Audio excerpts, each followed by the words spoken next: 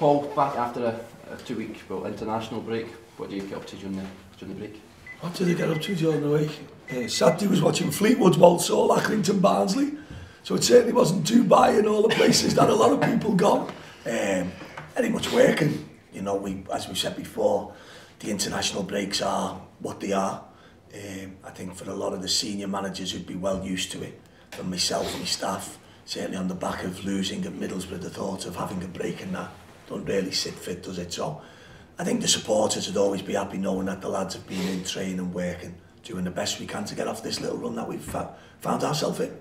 Is it balancing the two? Because obviously you dwell on that result for longer, but you get players can sort of recharge the batteries somewhat. No, you've got to be fair. Do you know, you've got to be fair to the players, and you have to be fair to have. Sometimes one of the problems with the game is because you lose, there's got to be a reason why you lost. And sometimes the reason can be because you weren't good enough.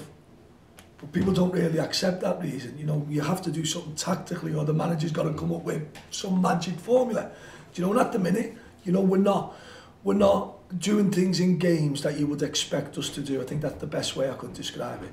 Do you know, we're not getting overrun in games, we're not getting outplayed, we're not getting given up boatloads of chances.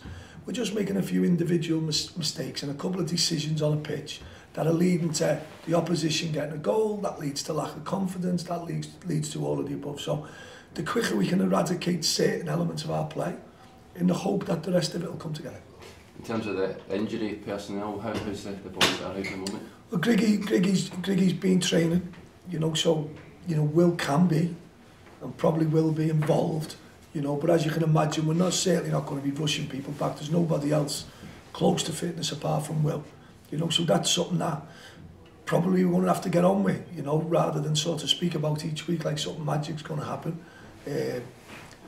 You know, and the players within the building have got to find a way, which we all believe they can, to getting some results. Has that been difficult to contend with, the players being out in the last few weeks?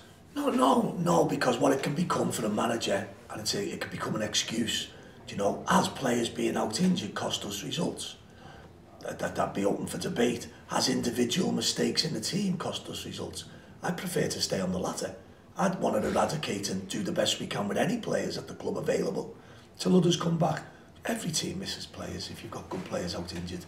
You know, but for me as a manager, I think too many, not managers, it's hard because you get that much criticism now. It's natural to make excuses. Injuries, suspensions, they're all part of the game. You know, last year we were so lucky, we went so long without anyone picking up anything.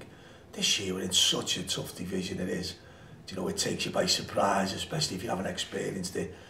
Not the size of the clubs or the size of the games, it's just the demands of a game. You know, lads are physically tired after the game, it does take you all away. So at the start of a sort of double header, the DW coming Saturday, Reading, what sort of game are you expecting from them? Again, you only have to look at Reading's squad to realise, like the next team will be Blackburn, like the next team of them, full of good players. Good players, had some smashing results as of late. You know, got threats in the team, like most teams have. Do you know, and it's a game that both teams will want to win, that's for sure. And are you looking to, will you pick a team based looking at Reading, or will you have a one eye on Blackburn at all?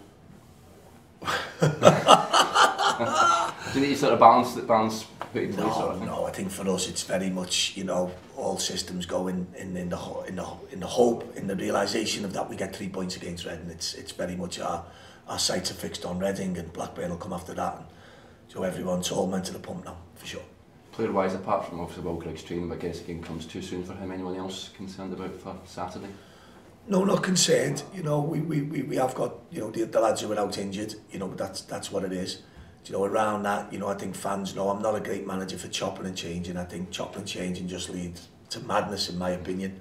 You know, for us, it's about, you know, going out there, making mistakes, fixing your mistakes, going back out there, not making mistakes and getting better results.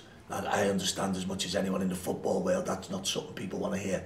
People want to hear master plans about changing formations and tactics and coming up with all kinds of solutions that, you know, certainly under me, you know, I don't envisage happening at all. So the lads have worked hard, they're well prepared for Reading. You know, we feel we know what Reading will bring. I'm sure Reading have watched us the same way, and you know, let's hope for a good game.